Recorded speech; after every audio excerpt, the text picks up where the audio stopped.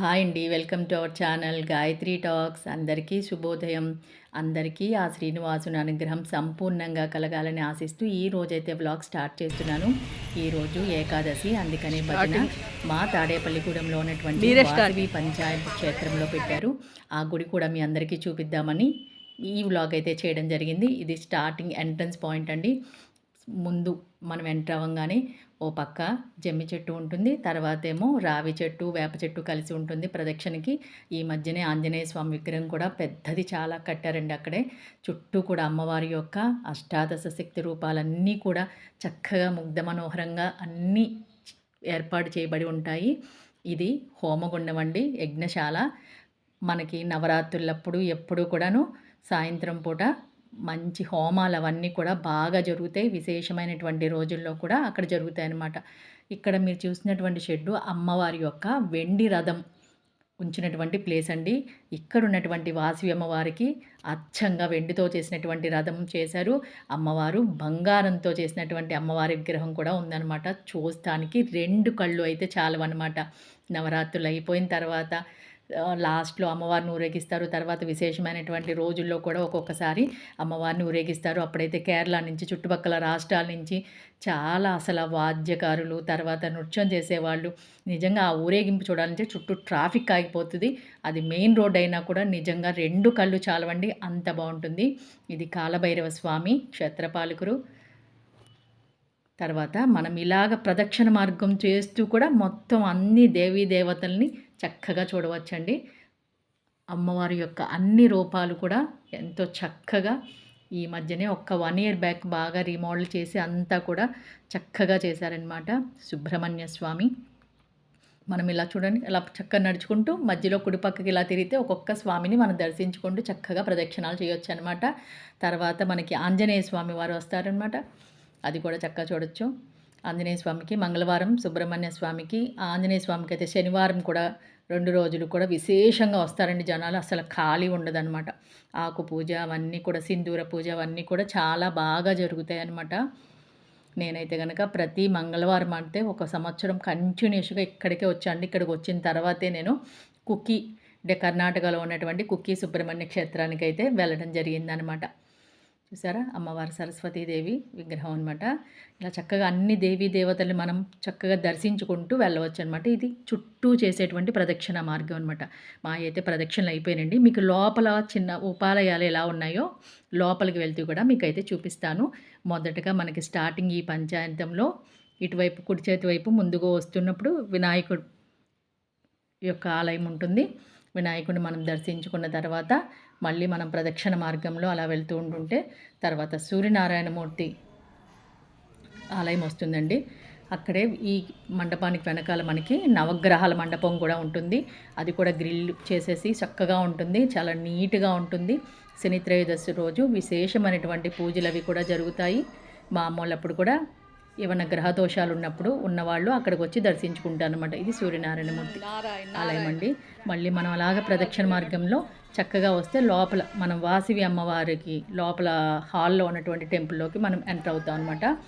ఈ ఉపాలయంలో ఈ లోపల ఉన్నటువంటి చిన్న సర్కిల్లో మనకి ఈ దేవాలయాలు అయిపోయిన తర్వాత ముందు స్టార్టింగ్గా నారాయణమూర్తి, లక్ష్మీనారాయణ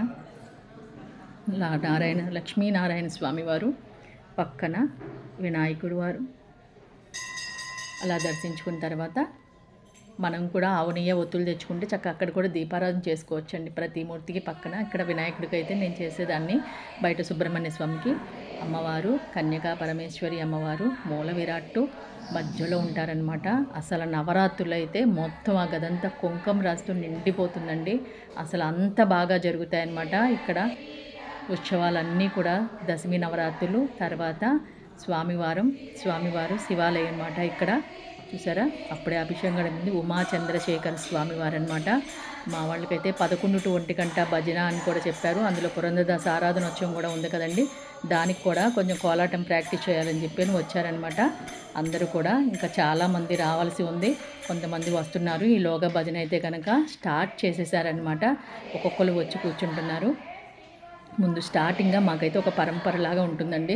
ఈ పాట పాడిన తర్వాత ఈ పాట పాడాలని అలాగ. అందుకని ముందు అవన్నీ పాడుకుంటూ వెళ్తే కనుక చక్కగా భజన అనేది చక్కగా ఒక క్రమ పద్ధతిలో జరుగుతూ ఉంటుందండి. మాకు అది రూల్ అనమాట అంతే.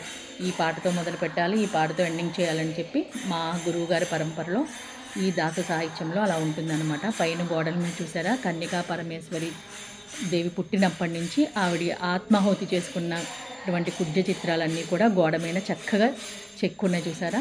ఇది ధ్వజస్తంభం అండి, చక్కగా ఇత్తడితో పోత పోసి ఉన్నది, చాలా అందంగా పెద్దగా ఉంటుందన్నమాట. ఇదే హాల్లో మేము 2 నెలలు కోలాటం అయితే నేర్చుకున్నామండి. మాకు కోలాటం నేర్పించేటువంటి మాస్టర్ గారు అయితే సుబ్బారావు గారు అని చెప్పి జంగారెడ్డిగూడ నుంచి వచ్చేవాళ్ళు. సుమారు మేమందరం కలిసి ఆ బ్యాచ్లో అయితే ఒక 50 మంది దాకా ఉండేవాళ్ళం. ఎవరైనా ఆబ్సెంట్ అయితే కానీ ఇంచుమించు 40 తక్కువ కాకుండా ఉండేవాళ్ళమాట. రోజు ఉదయాన్నే పని అయిపోయి భోజనం చేసిన తర్వాత ఖచ్చితంగా 2 స్టార్ట్ అయ్యి గబగబా వెళ్ళేవాళ్ళం అండి గుడికి నడుచుకొని. కొంచెం మాకు దూరమే అనమాట, ఒక 2 కిలోమీటర్స్ ఎంతో ఉంటుంది. అందరం వచ్చిన తర్వాత మళ్ళీ ఈవినింగ్ 4:35 అయ్యేది ఇంచుమించు. ఆయన వచ్చి మాకు అన్ని కోపులు నేర్పించి అంతా చేసేదానికనమాట. ఇంచుమించు మాకు నేర్పించిన దాంట్లో అప్పటికి మాకన్నా ఒక సీనియర్ బ్యాచ్ ఉన్నారు, మేము మిడిల్ బ్యాచ్ అనమాట. అంటే 2011లో మేము చాలామంది 11, 12లో జాయిన్ అయ్యే వాళ్ళం ఉన్నాం అనమాట.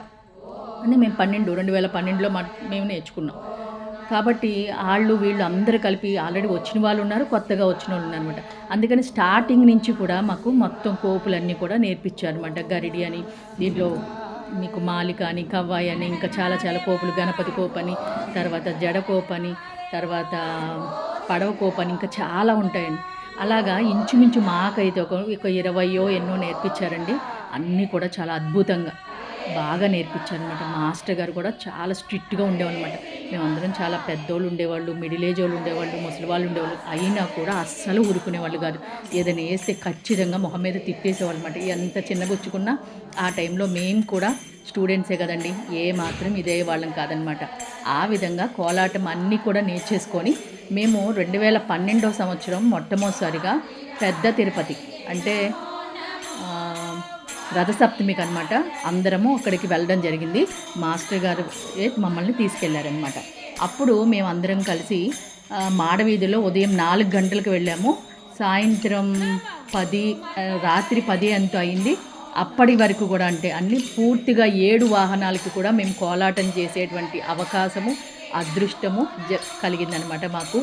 నిజంగా నేర్చుకున్నందుకు అప్పుడు పొందినటువంటి ఆనందం మళ్ళీ ఎప్పుడు కూడా పొందలేదనమాట. నిజంగా జన్మ సార్థకమైంది అనిపించింది నాకైతే కనుక. ఆ తర్వాత మళ్ళీ మేము ద్వారకా వెళ్ళాము 2013వ సంవత్సరంలో. అక్కడ కూడా ద్వారకా క్షేత్రం లోపల అనమాట మొత్తం అందరం కూడా 40 మంది పైనే ఉంటాం. అందరం కూడా చాలా కోలాటం వేయడం జరిగింది. ఆ క్షేత్రంలో 4-5 రోజులు ఉండడం జరిగింది. 4-5 రోజులు కూడా మేము కోలాటం అది వేసాము.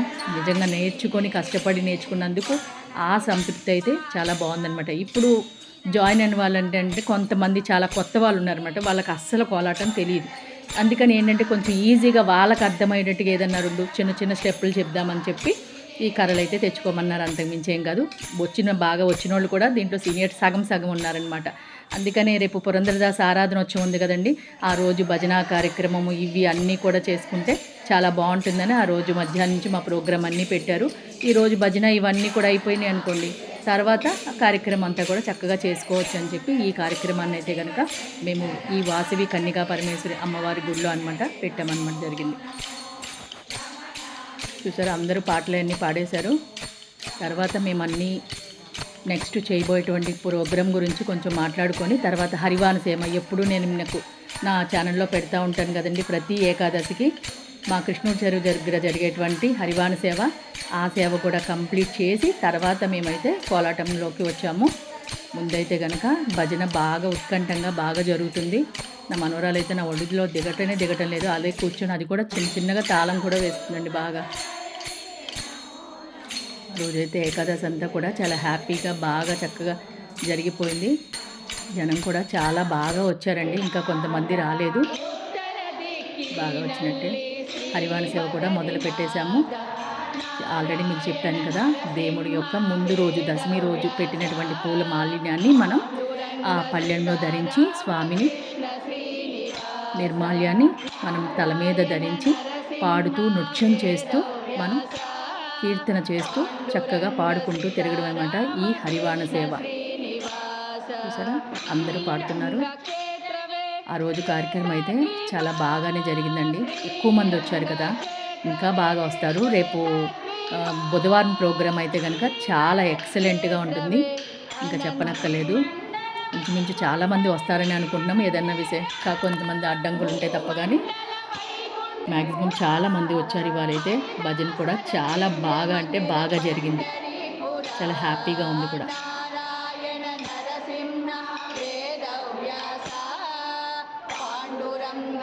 బాగా వచ్చినోళ్ళు సీనియారిటీ అయితే కనుక ఎలా అయినా వేసేస్తారండి కోలాటం. కొత్తగా ఉన్నోళ్ళకి కొంచెం కలవదనమాట.